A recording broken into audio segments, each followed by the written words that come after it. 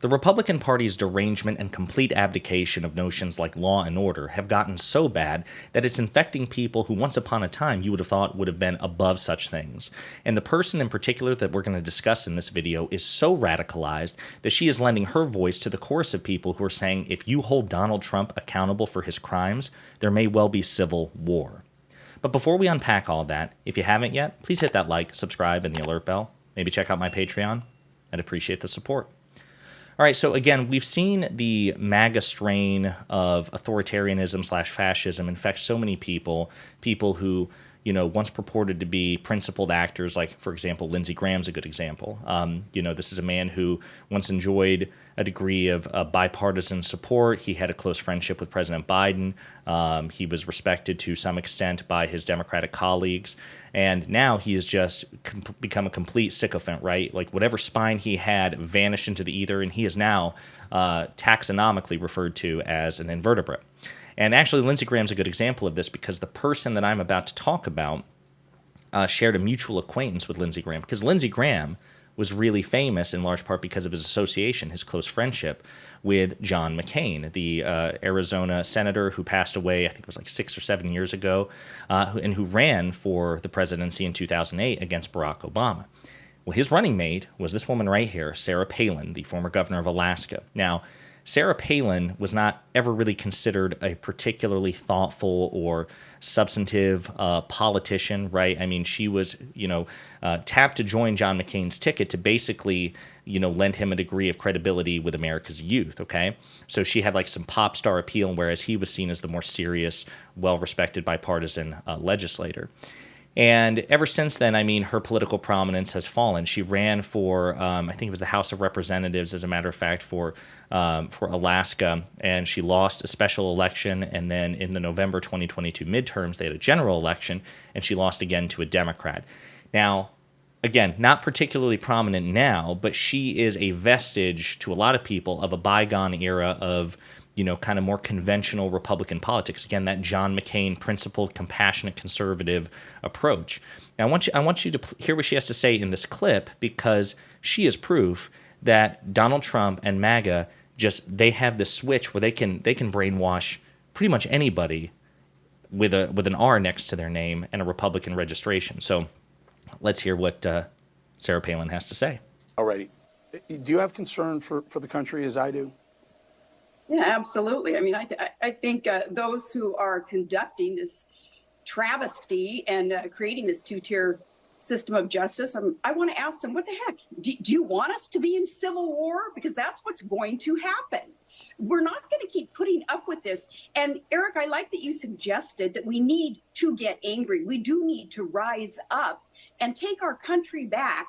Now, I would say the RNC, though, that's what's lacking when it comes to collective anger that can be healthy and it can be useful. Where is the RNC? They hold the purse strings to the party. They hold the funds that could be helping out in this situation. They have the platform, and yet they're too timid. A bunch of freaking rhinos running the thing. So the RNC, they better get their stuff together, or I'll have to ask them too. What do they want as an outcome of this civil war? So, folks, I shouldn't have to tell you how deranged that is. Again, it would be deranged coming from anybody, any former or current sitting Republican official or Republican politician. But I think it's sobering to get yet another person who is, again, affiliated with John McCain. John McCain, of course, a legendary critic of Donald Trump. Donald Trump hated John McCain's guts. It was a pretty bad. So John McCain is rolling over in his grave right now. The idea that his former running mate is so cowardly and so vapid that she would just blindly join Donald Trump's cult of personality, but she did. You can hear it in her rhetoric, too. She's like, this is going to end in civil war. We're not going to put up with this. We're not going to take this for too much longer. We need to get angry. We need to rise up.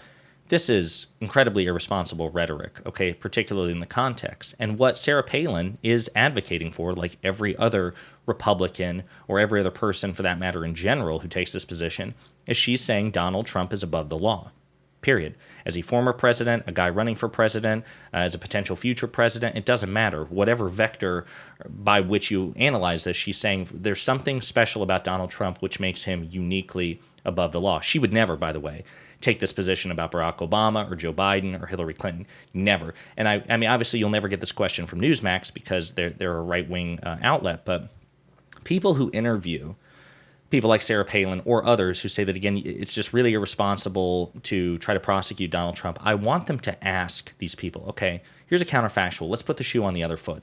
It's Barack Obama. It's Joe Biden. It's Hillary Clinton. Would you say the same thing? Let's go on the record right now. Look the camera in the face, because we're going to play this clip over and over and over again. We're going to bury you in the media system with this clip. We're going to remind you of your words here. Are you saying that Republicans, or admonish Republicans who say that they want to lock Hillary Clinton up, admonish Republicans who say they want to investigate, impeach, and charge Joe Biden? If the principle is that this is too politically divisive and the country can't handle it and it will trigger a civil war, then that means that you should also condemn Republicans who have or want currently to hold Democrats accountable in the same way that Democrats want to hold Trump accountable. But they never say that. And of course, because it's not a principle, they don't think that it's too politically divisive. If they don't care if it's politically divisive as long as the subject is a Democrat. So of course it would be politically divisive if you were to try to criminally indict Barack Obama, even if the charges were credible, or Joe Biden when he's no longer president, or whoever, Hillary Clinton. But she wouldn't care. She would say, well, the rule of law is rule of law, even if it's politically divisive. We just got to do with we got to abide by the rule of law. But Republicans and many centrists want to grade Republicans on a curve. This is disgusting, okay? Setting aside the principle, but also the rhetoric as well. You would never hear this level of consistent rhetoric from Democratic politicians over something like this. It's just, it's profoundly, like when people were chanting, for example, lock her up, lock her up, lock her up in 2015, 2016, and really in times since, we didn't have Republican politicians saying, listen, this will cause a civil war if you try to criminally prosecute Secretary Clinton. They might have said they disagree with it, they think it's divisive, but Democrats weren't threatening civil war for Trump and Trump supporters' persistent chance of trying to lock Hillary Clinton up. This is a complete asymmetry. This is yet another example of the asymmetry of expectations, and it's despicable, and people like Sarah Palin should be called out for it.